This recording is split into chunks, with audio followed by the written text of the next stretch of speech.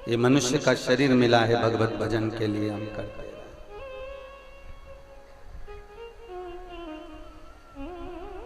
कई लोगों के मन में आता है कि हम चित्त वृत्ति को भगवान तक लेकर जाएं, पर पहुंचे कैसे?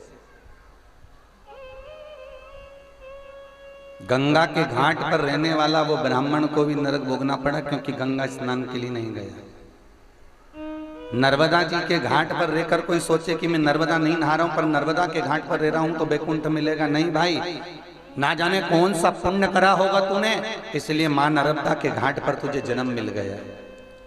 और मंडी दीप वालों, ईमानदारी की बात बता रहा हूं, सत्यता की, ये आप सबका ना जाने कौन सा भाग्य होगा। मंडी द्वीप में, मंडी द्वीप के लोग तो रहते हैं, वो अपनी जगह पर है, पर मंडी द्वीप में ना जाने कहां कहां के लोग आकर नौकरी करते हैं, सर्विस करते हैं, और पति उनका ऑफिस में कमाने के लिए जाता है, पर धर्म पत्नी घर में रहती है। तो आपको ना जाने भगवान ने कौन सी कृपा करी है कि मंडी द्वीप में लाकर बिठा दिया, क्योंकि मंडी द्वीप में जितनी भागवत सत्संग होता है उतना सत्संग तो भोपाल तक में नहीं होता है। आपको इसलिए लाकर बिठाया कि आप यहाँ बैठकर सत्संग करें, भजन करें, कीर्तन करें, पर ओटले पर बैठकर निंदा ना करें।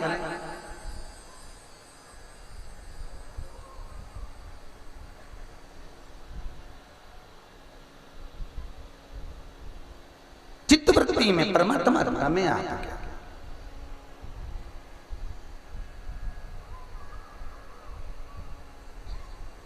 चित्तवृत्ति में भगवान आपके भीतर समाहित हो।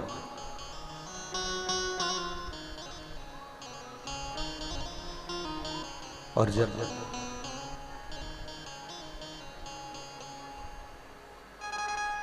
हमारे भीतर जब भगवान भक्ति का स्मरण, चित्त वृत्ति का आनंद, सुख समाहित होगा, तो ये पक्का है कि भगवान से मिलन जरूर होगा। और एक और चीज याद रखिए, भगवान को छल प्रिय नहीं है, भगवान को कपट प्रिय नहीं है।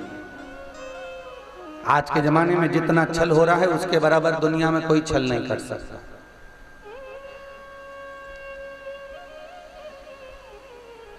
जितना छल,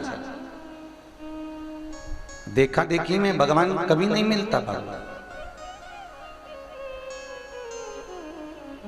ढोंग, प्रपंच, छल। आज के जमाने में एक छल बड़ा विचित्र है, एक ढोंग लोग करने लगे। मंदिर में जब भी दर्शन करने जाते हैं तो परिक्रमा करते हैं, परिक्रमा करते हैं तो मंदिर के पीछे प्रणाम करते हैं। करते कि नहीं करते? जहां भगवान बैठे हैं उसके पीछे लोग प्रणाम करते हैं। कौन से पुराण में, कौन से शास्त्र में, कौन सी जगह पर लिखा है कि मंदिर के पीछे प्रणाम करना चाहिए? गर्ग संहिता में और पद्म पुराण में दोनों जगह पर वेदव्यास जी ने लिखा कि लक्ष्मी जी ने नारायण से पूछा, पार्वती जी ने शंकर से पूछा, ब्रह्माणी ने ब्रह्मा से पूछा, इंद्राणी ने इंद्र से पूछा कि हे प्रभु, आपके सम्मुख में क्या है और आपकी पीठ के पीछे क्या है? तो भगवान विष्णु कहते हैं, लक्ष्मी मेरे सामने धर्म का निवास होता है और मेरे पीठ के पीछे अधर्म का निवास होता है। अधर्म मेरे पीठ के पीछे विराजमान है। इसलिए हिंदू धर्म की रीति है कि मंदिर की परिक्रमा करते समय मंदिर के पीछे प्रणाम नहीं करना चाहिए। पर कोई बेचारी परिक्रमा कर रही थी, थक गई, दीवार पकड़ के खड़ी हो गई, सिर दीवार से टिका लिया, दूसरी ने देखा कि पीछे प्रणाम करो तो भगवान मिलता है। आज के जमाने में लोग भगवान को आगे कम प्रणाम करते, पीछे मादा ज्यादा भड़कते। क्यों भैया? भागवत कितनी बार सुनी है? बोलो तो मंडी दीपाली जी, कितनी बार भागवत सुनी? हर भागवत में एक चरित्र आता है कि भगवान जब जरासंध के साथ युद्ध लड़ने के लिए गए और कालियावन जब सेना लेकर आया तो भगवान युद्ध का मैदान छोड़कर भागे। बोलो सही है? तो क्या भगवान युद्ध नहीं लड़ना जानते थे? तो क्या भगवान युद्ध करना नहीं जानते थे? तो क्या भगवान कालियावन को नहीं मार सकते थे? मार सकते थे। कालियावन को भगवान मार देते। तो दाऊ जी ने पूछा, रे कृष्ण कन्हैया, एक बात मुझे बता कि तू इतना बड़ा योद्धा है, इतना प्रबल तू योद्धा है, इसके बाद भी तू युद्ध का मैदान छोड़कर क्यों भाग रहा है? तो भगवान कृष्ण ने कहा, दाऊ दादा, सैनिकों के कपड़े पहनकर ब्राह्मण खड़े हैं, तो क्या इनके चक्कर में भाग रहा है?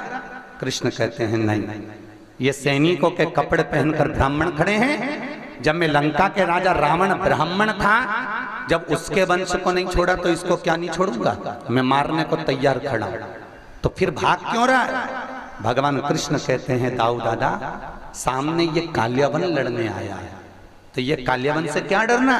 भगवान कहते हैं दाऊ दादा, ये काल्यावन वो काल्यावन है जो ब्राह्मणों को भोजन कराता है, मंदिर में चाकरी करता है, सेवा करता है, यज्ञ कराता है, अनुष्ठान कराता है, भजन कराता, कीर्तन कराता, स्मरण कराता है, पर पाप भी बहुत करता है, तो फिर मार दे।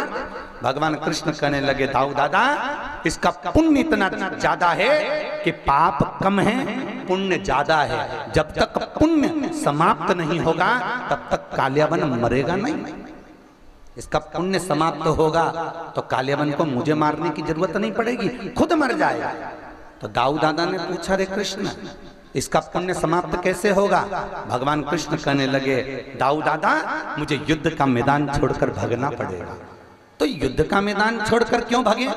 भगवान कृष्ण ने कहा, दाऊ दादा, जब मैं युद्ध का मैदान छोड़कर भागूंगा, मेरे पीछे पीछे काल्यावन भागेगा, मेरी पीठ देखकर भागेगा।